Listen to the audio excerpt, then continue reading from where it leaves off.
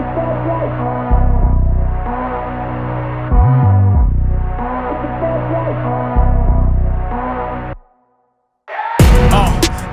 life, the fast living. They see the ambition, they know I'm past driven. Look, we are not the same, this is not a game. I be swerving through the city in and out of lanes. Yeah, cause if I see it, then I want it, then you better know I got it. Ain't no options, I'm about to do the damn thing. I'm an outlaw, you can never catch me. I'm in first place, you can never. These are the moments, only got one life. This is your moment, whether wrong or right. Hello, everyone. Welcome to the Spot Real Talk. My name is Tiara. I'm Tiffany. I'm Ron.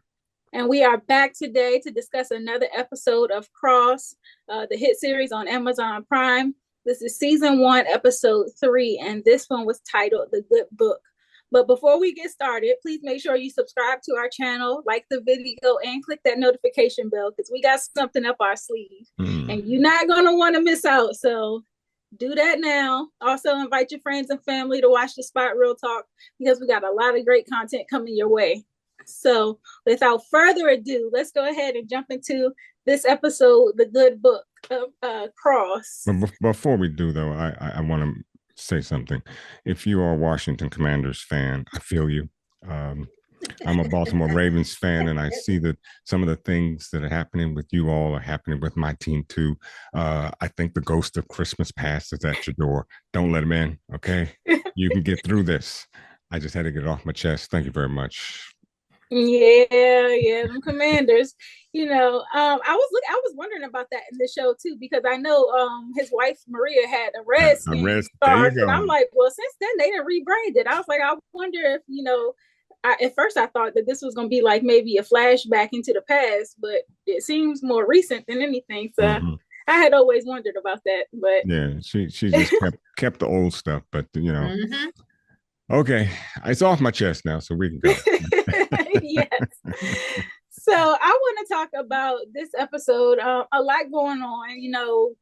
Of course, we know that on both fronts, both at work and at home, Alex is dealing with a whole lot of stuff, and it doesn't let up this episode. He is, steady trying to get a search warrant because obviously he listened to that voicemail that he obtained in the last episode, the one that Amir left. And so he was listening to him talk about this Prince Street address and how, if anybody, he was saying basically like if something happened, come this address or whatever. And so Alex is like, okay, this must be related, and he wants to get the search warrant. And I was really surprised that they denied him because that seemed like probable cause to me. I don't know. What did y'all think about him getting denied by the judge? Well, again, like I said, it's interesting to me how you look at him as this top detective, but you don't listen to him. I understand that you want solid evidence that doesn't come back to bite you in the butt, but you have to rely. I mean, that's why you have detectives, right? I mean, you got to rely on their instinct, and you either, give him what he wants, or time delayed, and here we go. There's another victim. Mm-hmm. But I see why they didn't. I don't agree with why they didn't, and I think they should have trusted Alex. But that Chief Anderson wants to go with a certain narrative, and the what's the sister's name? That's the other Delackner, the black officer. She said that apparently Amir had he had a drug addiction before, and so to them the overdose was consistent with that his past and stuff. And yeah, I know. I said that's so on paper it said it fits. No, but even though, but remember she had a beef with Alex because they turned the case over to her. Alex, she had it first, and she had a stick up her behind because they gave it to Alex, and that's why she was doing everything possible to make herself look like she knew better what was going on, and so. While I understand her being upset, but you are a team. Exactly. Well, she was trying to kiss Anderson's butt, because Anderson just wanted it to go away. She was trying to close the case, just wanted it to be neat and everything. And this was giving them the clean little narrative, Right. even despite the fact that Amir, you can hear him on this voicemail pretty much fearing for his life. Yeah. And so that was my thing, because it was like, okay, I'm giving DeLackner the hands, first of all. Oh, straight He up. was on my hands list. Her and she and the chief are on my hands list. Yeah, because I'm like, it's very clear. Like, I know their narrative that they're trying to go with, but like you said, the fear that you hear in this man's voice, like that don't sound like somebody who's about to, overdose on some drugs or something like that. So I'm like, they really just going with what works for them. But, I appreciated how John was trying to fight to get that, the death changed to a murder, like a homicide instead of a drug overdose. But at the same time, DeLackner messed up, because what she ended up doing is writing off that area as being drug ridden. And that's what Alex was able to use to actually get the warrant that he needed. Right. And so I was like, okay, there you go, Alex, switching it up and changing the game on her, because she really tried to block him. Mm-hmm. Yeah, she did. And then she tried to throw egg in their face when they originally went to search the place and they didn't turn up anything. She tried to rub that in their face. And she did. And that's what I was looking at the house. I mean, it had immaculate design for them to not be able to detect none of what was going on there. And Bobby, he had done his best to warn Ed ahead of time, like, yo, they got this search warrant. At first they didn't get it, but he was like, just in case you might want to get up out of there. And Ed was like, well, just because they get to the house don't mean they get into me. And I'm like, oh, so he really had that thing insulated good. Well, the house was down there hollering and screaming, and he hollering with her. And the house was also and the house was also once a brothel, and it had a secret compartment. And so once they were able to find that out, then it kind of they flipped the script a little bit and said, okay, we're going back and let's see what's what. Brothel and an Egyptian embassy. And the bank. I mean, but a beautiful, immaculate home though, man. Yeah, but I did like the way John went back up in there the second time, because the old boy that was kind of being the face of the home ownership, he was like breathing down his neck. And John was like, look, bro, like, you better back up. Yeah, that's it. Yeah, that's the attorney or whoever. But did you notice that he had the symbol on his wrist? I was like, secret society, huh? And I was a little curious as to why that wasn't mentioned, because they showed it to us, but no one seemed to pick that up, neither Alex or John. But they looked at it though, because John looked at it. He looked at it. He took a look at it. So who knows? It may come up, but it did. He did peep it though. He did. Yeah. Yeah, he was able to peep it. But I'm thinking too, like, when you seen Ed sign into that little portal that he has with that same exact symbol, he was messaging with, like, he has like an insider group of people. Right. And so I'm like, oh, so people know what he be doing. Oh, yeah. And they just letting it fly. And helping him. And probably because he has so much influence too, because you see how he did that woman, Caitlin. Yeah. You see how he got her to bend to his will. So that's the thing, like, because he's such a creep, that's how he gets people to But you gotta be a creep along with him, because Caitlin's husband, right? Look what Caitlin's husband was doing. Yeah, so, whole family, right? So you come on now. Wow, sure. Yeah, she want to keep that secret. Yeah, so her husband is a creep, and she's scared of that getting out. Yeah. But she, but that's how he seems to hold stuff over people. Because I read this article, I think I mentioned it to you guys the last time, about the Bobby character, and it was saying, in the article, that apparently he has something over Bobby too. But I mean, that of course Bobby's in it for the money as well, right? But he's also holding something over Bobby, and that's how he gets people he bends them to their will. I thought it was interesting with the Caitlin situation that she was saying she kind of brought him up. She got him all this influence, and she was able to put him in all of these big rooms and whatnot. And she even covered for him when he was busted for falsifying, some of his college information and whatnot.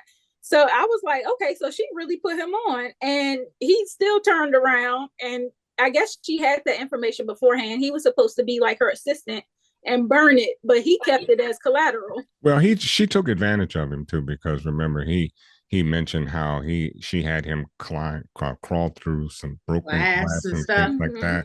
So she really took advantage of him. I also want to make one correction note.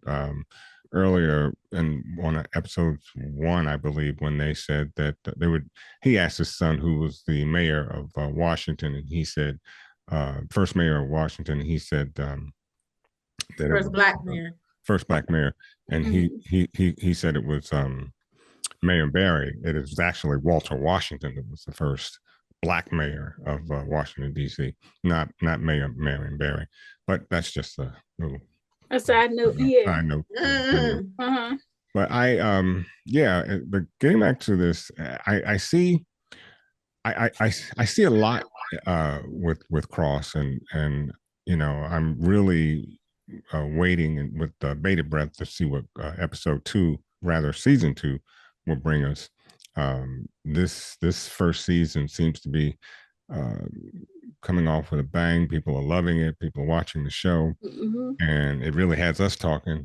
So I just hope it lasts.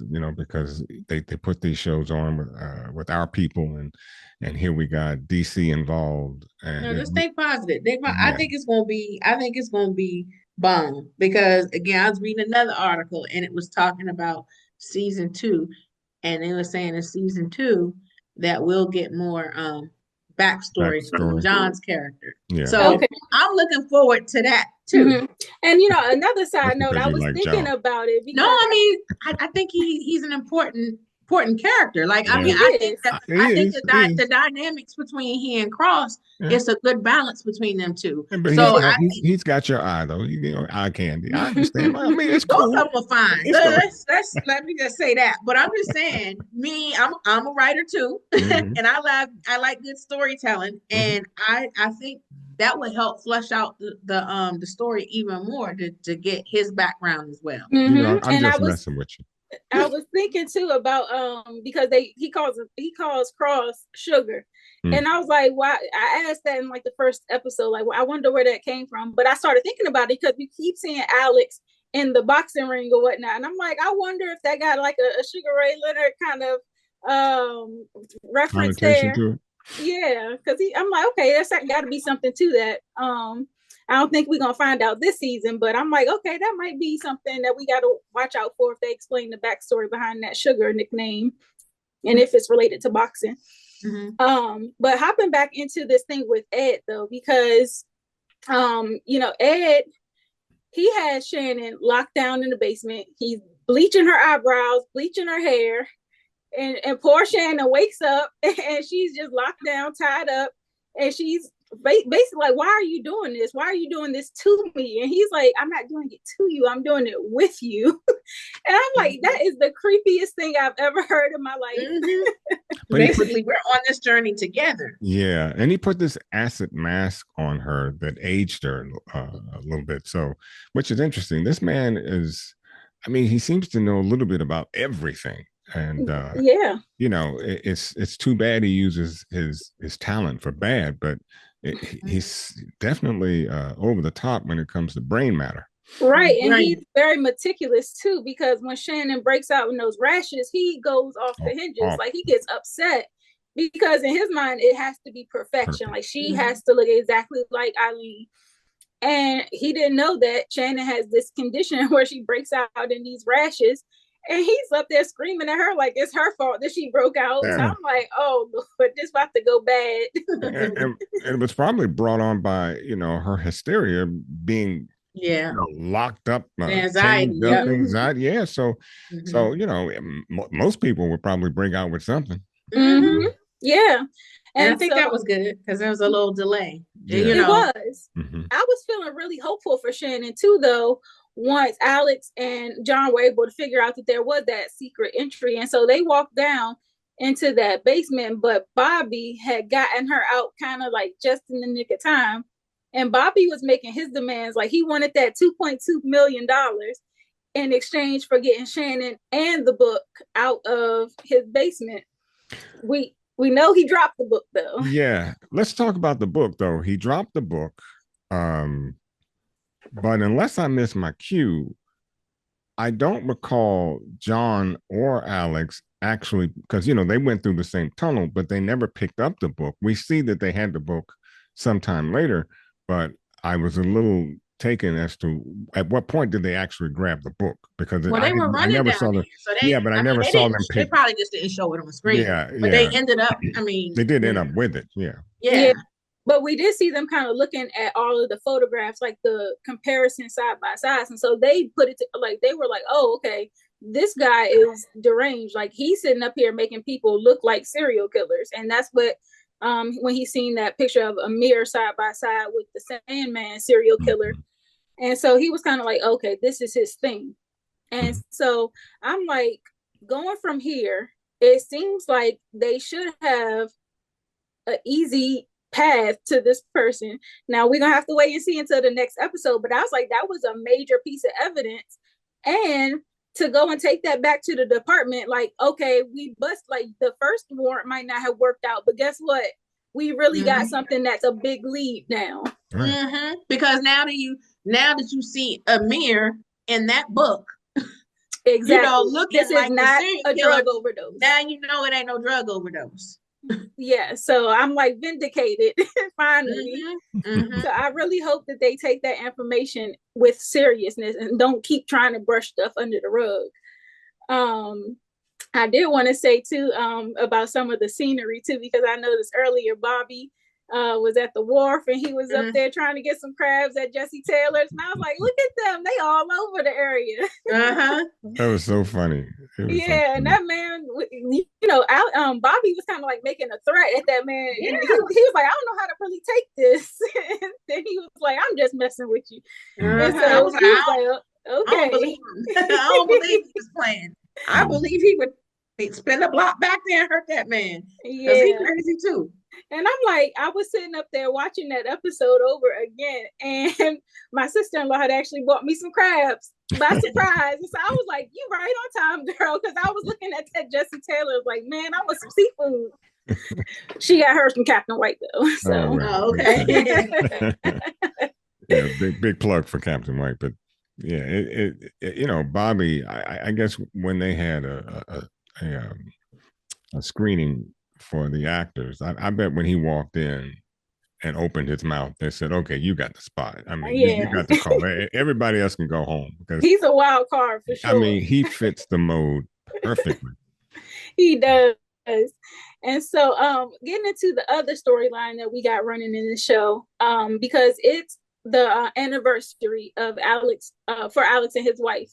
And so he was supposed to be going there to put flowers on her grave, but he really can't even bring himself to do that. And so John ends up having to do it for him. And so we're kind of getting into this really emotional portion of the episode where, John also reveals that he got the DNA results back, but he refuses to let him know who it is until he books this therapy appointment. And I was like, dang, like, is that good friend or bad friend? Well, you know how I felt. I thought from early on, there were just things John did that I kind of pushed Alex to one side or the other. But I understood what he did. I understood why he did it. Mm-hmm. I'm not certain, though, if I'm in much of agreement with it. I wouldn't give him the hands for it, but then again, I don't know. I might have to give that some second thought, because it could have gone left, what he did. And fortunately, he was able to make the call and do what John asked him to do, but it could have gone left, very much so. It could have. It could have. I'm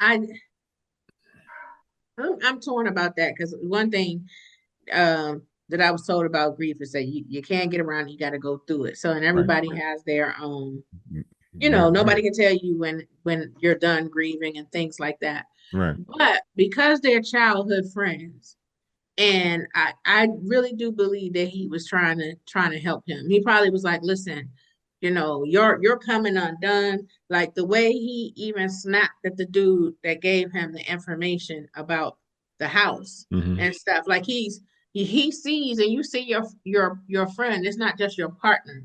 but this is your childhood friend, and you see your friend coming undone. So this is, this is like a brother saying, hey, I want to see you get some help. I want to see you get on the other side of this.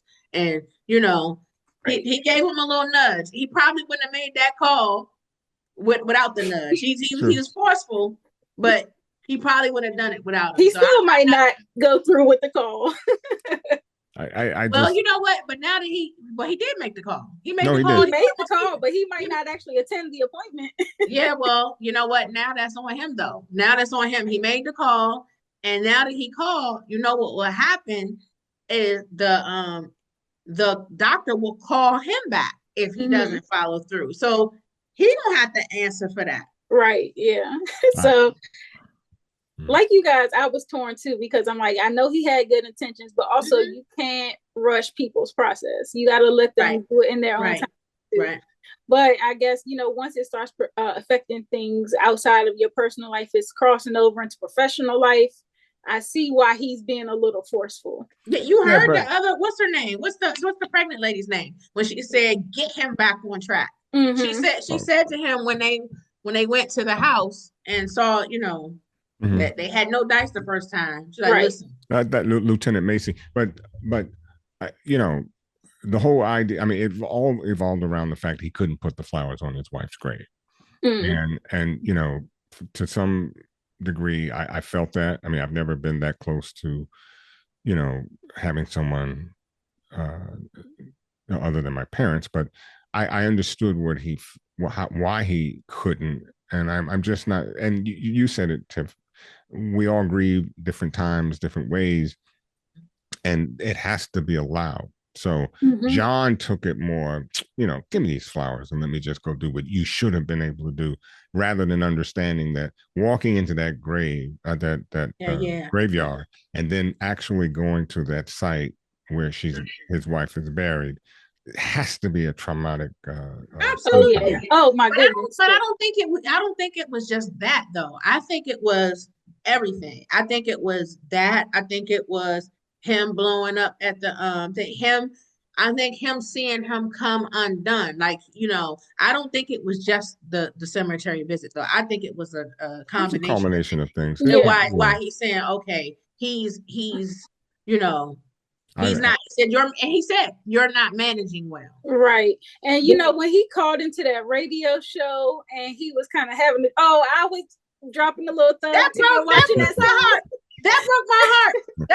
And you know what it made me think about? I don't know if you guys ever saw the movie. It's because it's old now, but Sleepless in Seattle.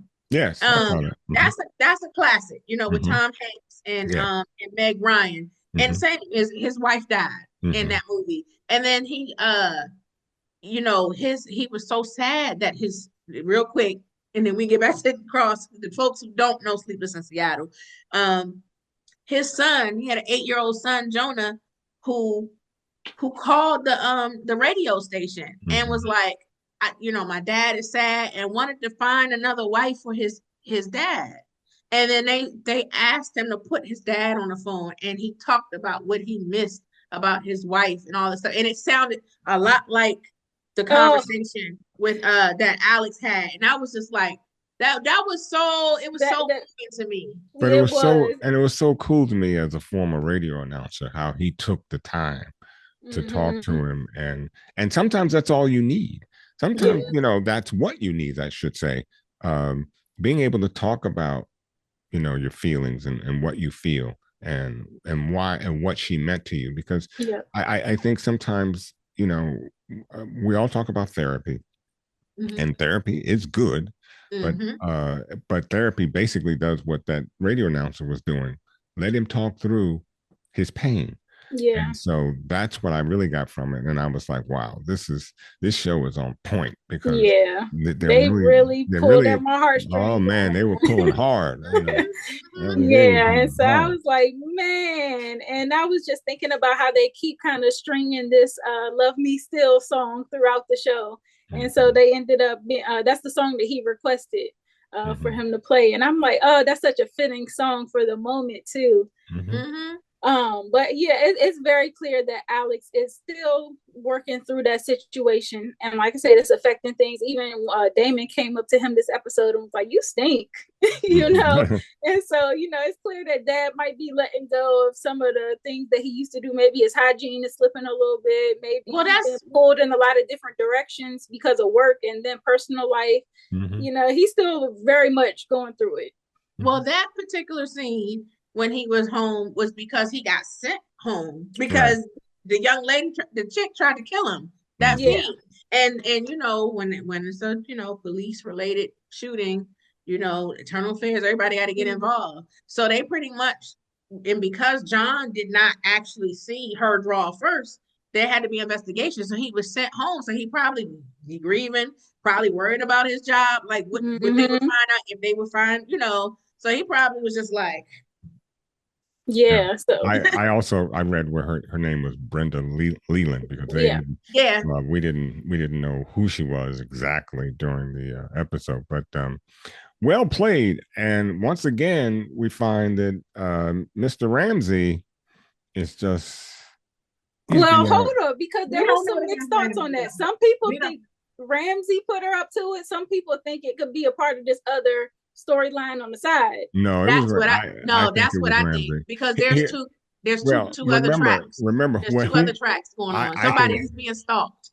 Well, yeah, but who's being stalked by somebody from his past? And it goes back to that DNA from the scar. Yeah, but to be able to rig a gun to that level is a Ramsey kind of mentality. It is an Ed move. Right. That's an Ed move. Now, whether somebody else has that mentality, we haven't seen him yet. And I doubt if we haven't. Think about it, though. That person is capable. They hacking his cameras. They showing up to his house. And somebody's been talking to Janny. But did that not sound like Ed's voice? It did, but I don't think I don't think it was him, Ron. Well, there's somebody from his past. There are two storylines going on now. But also Ramsey knows the story. Ramsey knows the story of Alex tooth and nail. He does, but that does not mean it's the perfect. It's the perfect. It's a red herring, Ron. It's a red herring. You know why I don't think it's a red herring? It's too easy to say. No, it's not easy. When you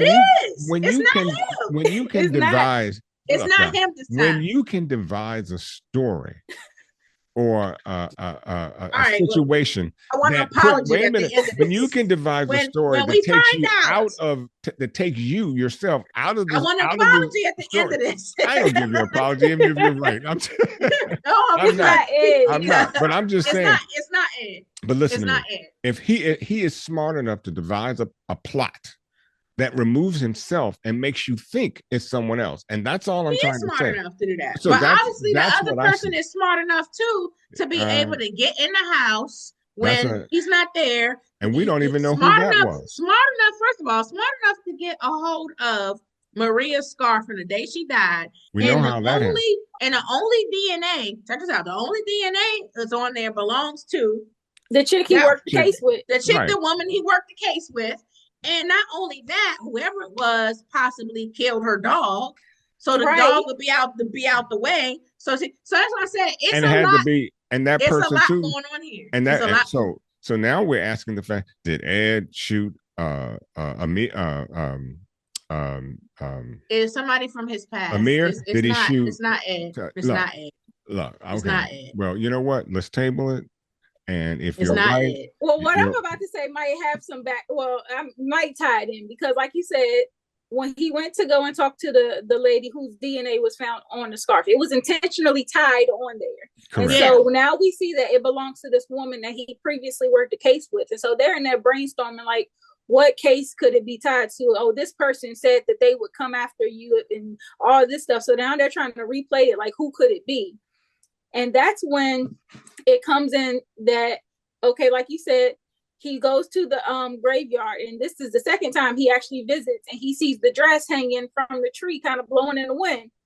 Now, that dress has some significance because Alex said, I know where this dress came from. They haven't revealed it to us yet, but it has something to do with the previous case. Yes. And so also this Brenda Leeland person, whoever she was put up to the task of killing Alex, but whoever set her up, like you said, put a bunch of misfires. Yep. And so they wanted her to be killed by Alex. And yep. it's like they're kind of they torturing wanted to Alex. make it seem like Alex killed her. Yes, And that's so, what that's but what that's my point. yes. That's my point about a plot that removes you and makes it look like it's someone else. Look at the setup. I mean, Brenda was, of course, of no mindset. I mean, she was a little low on brain matter. But my point being is, and that's why you were able to use it.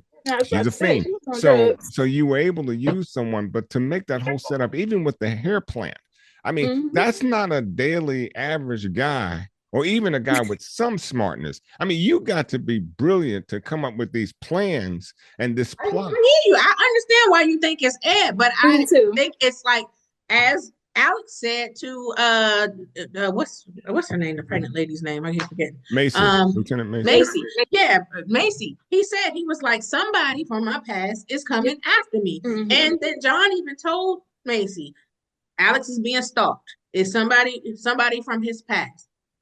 Ed is not his past. Ed has the brilliance to do everything that you said. He does.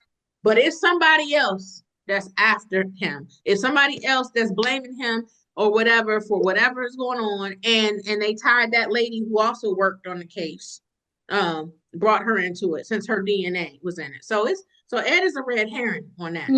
If you're right, I'll give you a cigar.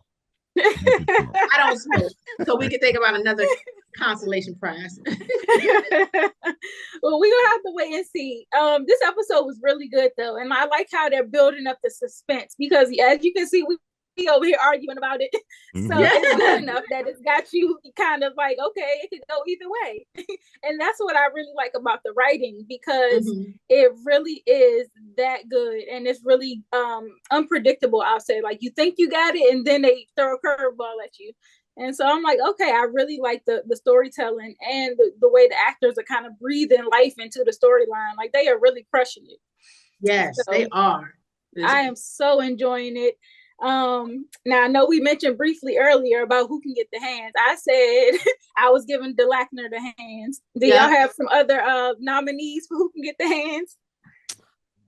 Anderson, Chief still can get the hands from me, because she keeps trying to wrap this case up in a bow, and she's not really, trying to get to the bottom of it. She's trying to solve a PR problem. Yeah. And the judge too. I mean, initially, not wanting to listen to Alex, I thought, he was listening to him. He did. Remember, Alex had to come up with, something to the effect, if you do this, you're my friend, and if you don't, he draws some conclusion as to the relationship factor. So, well, he said, the judge also said to him, he said, like, Alex brought up friendship and all this stuff, and he said, yeah, but friends don't let friends get their appeals overturned. So he was just saying, like, listen, this need to be airtight for it, so I won't be overturned. So the judge was trying to, like, this is his reputation on the line too. So I wasn't mad at him about that. I wasn't mad at him, but there are so many cases to get overturned for even less than what he had. So to me, it was just another blockade. That's all. Well, it was, but eventually he relented, and he gave him. Well, he had more evidence, and thank God he had that. Exactly, and that's what he was saying. He was telling him from jump, this is what I need, more evidence, so I don't get overturned. Yeah, nobody wants to be embarrassed. Okay, okay, Missy, I'll give it to you. So, any other who can get the? I think you said you had an honorable mention for who can get the hands. Maybe John. I don't know, Ron. You look like you might have been on the fence about that. I think I'm gonna let John slide. I'm gonna let him slide. I'm gonna let him slide for the fact that John was trying to do something good. But I just said it could have gone left, and it could have been a lot worse than. How could it gone left? Well, because he said he gave him a choice. Remember what? Like, you want this information? But also remember what Lieutenant. But also remember what Lieutenant Macy said to John. Said to John. That he could be dragging, dragging John down. Yeah. So, did John take that as, oh, I better watch my behind because, blah, blah, blah. I don't want to lose my good government job. I don't know. But That's what he said. Get him on track. I think he's concerned too. They're like brothers. No, I get it. But I just said it could have gone. Yeah, it could. Yeah, and that was my concern. I just didn't see enough of what was going on at that particular time to force him into seeing a therapist. I know what he was concerned with, but I just didn't see enough at that time. I mean, yes, he's going through things, but you said at the very beginning, we all grieve differently, and you have to give him that time to do so. He does, but he lashed out at the dude. We saw him at the dinner party. So when you thinking about just this episode, the dinner party, even though the dude deserved it, he was trying to put the pause on that dude at the dinner party. He's still a cop. If he was at my dinner party, I'd have done the same daggone thing. So I don't know what you're saying. But I'm saying you ain't a cop. You ain't a cop. So, which is even worse. Your job is not to protect and serve. So it's his job though to protect and serve. So he's seen a series of things, and then you know your boy, you know your girl, like you know if they're coming undone. And right. I think he really is coming from that space. Well, he served up old dude at the dinner. So, and you know what? If you go back and look at John, I understood. But look, if you stop and I think John was there, right? So John pulled him off. Yeah, but John, before it happened, John was kind of like, man. Oh yeah, he was. Yeah, but John maintained his composure because he's not in the fragile state that Alex is right now. Alex, it's only been a little over a year, so he's still struggling. He's still grieving, and dude was pushing all the buttons. Every single one. Yeah, what he's asking for too. But so you just consider that all the things that John is seeing. He's seeing him come undone. He fighting at the dinner table. He broke the heirloom, the china. He couldn't go to the grave. He hollered at dude when he was asking him about the brothel and stuff like that. So he's seeing him come undone. Yeah, it's a series of things. It's a series of things. It wasn't just one thing. That's why I say I'm gonna let John slide because he does seem like he has Alex's best interest in mind. I think so. All right, John can slide. Who I'm not letting slide, the attorney for Ed, Bobby, and what's her name? Catherine. I'm not Caitlin. Caitlin. They can all get the hands in my book because they are enablers to Ed. Even though he might have some dirt. Yeah. They are enabling his bad behavior. So I'm giving them the hands. Well, I'm gonna give Caitlin the hands from day one because she probably is the one that's responsible for this monster to begin with. Basically, the way she created a monster. Yeah. So let me start off with Caitlin. I think he was already a monster. Well, but I think in terms of having more wealth and access, that made him untouchable. Well, not to mention though, but I mean, when you mistreat someone, you never know what you set off in their mind. And she certainly mistreated him from day one. Caitlin did. So, I mean, having somebody crawl through glass to get a box, that dude was a serial killer. From the jump. A lot of them, we gonna find out because a lot of times when people are serial killers, it starts early. We find out when they're young. It start with them killing animals, or when you talk to the people they grew up with and stuff, they start telling you, that he was strange, he was doing this, he was doing that. You start finding out this stuff. Yep. A lot of times, he was able to excel because a lot of folks come to DC. They get it sounds like he got an internship. He probably worked on the Hill and stuff like that. And they come work for lobbyists and stuff, and then they get that experience and then go out and get these fabulous jobs. I'm still blaming Caitlin, no matter what you say. He was messed up before Caitlin. Caitlin enabled. I agree with Tierra. She may have opened Pandora's box. That's what I think. He was a Ted Bundy before Caitlin. I'm telling you, he was a Ted Bundy before Caitlin. She took the key and opened Pandora's box. They don't just start becoming like that. Okay. Well. Yeah. Just because she was a little, because she was hard on him at the job, he became a serial killer. He was already a serial killer. She opened up Pandora's box. That's all I got to say. Nah, he was a serial killer. He was a Ted Bundy. All right. Now for the game ball, do we have a nominee for the game ball? I was gonna say the radio show host because he really was there and Alex's time of need, and he came through. I'll take that. With the wise words of wisdom and encouragement for Alex. I was like, okay, I'm giving the radio show to host. Host the game ball. Yeah, he deserves that. He deserves it. And I'm still giving Alex, at least for him figuring out about, being able to go back to that house and then find, even though they didn't get Shannon. Yep. He was able to. He figured it out. They were in the space. They got the book. And stuff. So I was like, that's a win. I mean, even though they didn't get to Shannon on time, I mean, I was like, if anything, he knocked that old, bootleg narrative that they were trying to come up with about Amir being, overdosing and all this other stuff. He's vindicated. Yeah. So I agree with that. I'm giving John the game ball for bringing that sledgehammer.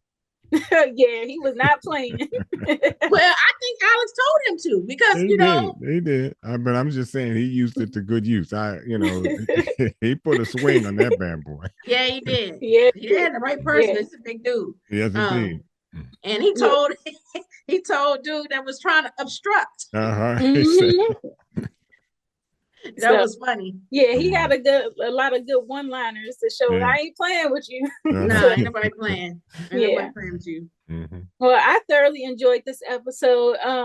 And before we close out, I just wanted to drop that I was on Instagram and I seen Big G from Backyard Band. He was featured in the first episode of the series, and they were kind of playing out in the at the vigil for Amir. And he kind of dropped this little note, little tidbit about behind the scenes. And we were sitting up here thinking that they filmed some of this in DC, when it turns out they filmed a lot of that in Canada. And so I was like, oh, well, that was a shocker, because they got like a lot of the scenery from DC, which was probably authentic. They probably captured most of that in the area. But I think for the most part, the show was filmed in Canada. And I was like, you know what? That kind of makes sense, because we ain't had a good snow like that in a minute. Yeah, probably so. They do that because the permits, when it comes to filming permits and stuff. Yeah. And location, for instance, that house that Ed was in, I don't, I'm struggling to think that that's in DC somewhere.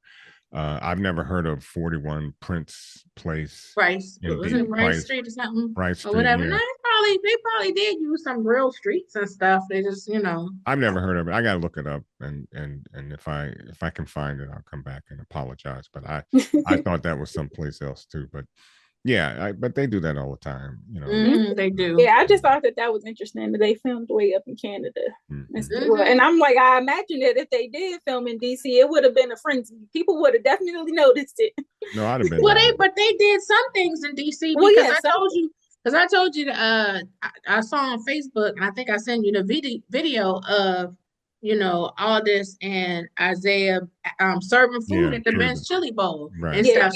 So they were here. For some of it, but I'm thinking if they filmed the whole series here, we would have knew.